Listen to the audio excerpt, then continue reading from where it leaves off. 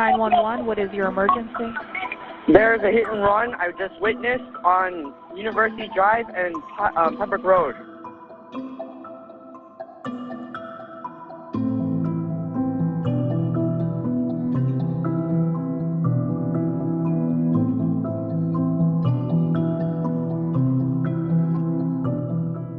A pedestrian was hit? Three people hurt, 2 children and an adult. It was my son Christopher's birthday, and we went to Walmart. On our way back, we were at the bus stop waiting for the bus. I got my son's hand, and my daughter was next to him. I don't remember anything after that. I was on call as I was a designated primary traffic homicide investigator.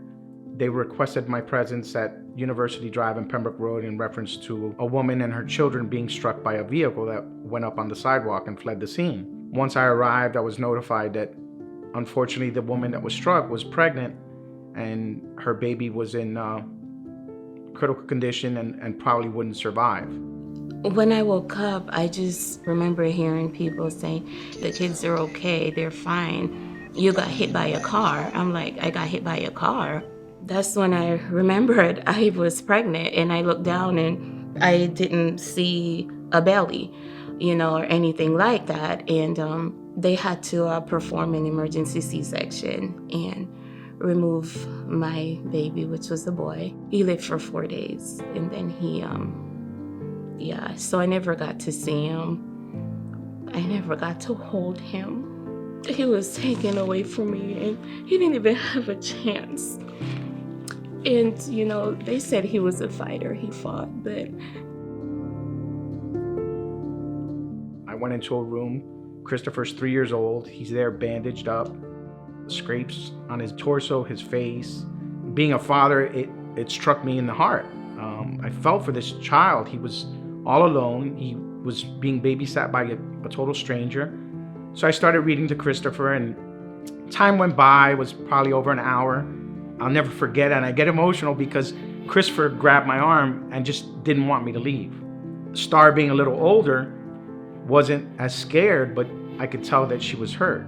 I don't know if she could hear Christopher screaming in the other room. And I'm like, a police officer in my room. And it was like, a daily thing. It wasn't just a one-time thing.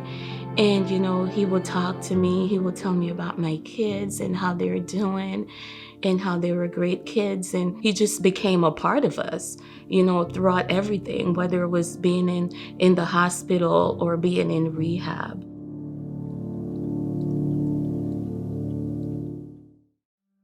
He would come and visit us and visit the kids and bring Christopher soccer balls and bring Star a doll. He even got his a Christmas tree. I let the department know how important it was that Christopher and Star needed gifts.